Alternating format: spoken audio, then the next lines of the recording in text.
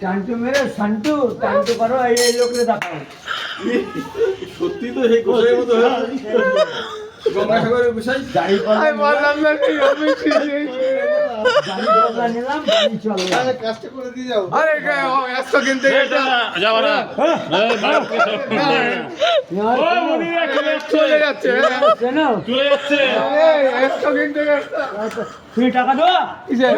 400 টাকা আমার রোজ দেবো বকছো আরে বাবা বলছে 10 আরে না বহুদিন আসা বন্ধ ছাড়া যাবে বলছি না সব দিতে হবে। বকছো 400 টাকা ফ্যান ভাড়া 50 টাকা তাই দেবো বলবো তাই বলবো এ বকছো কেন তাহলে দাঁড়াও চল।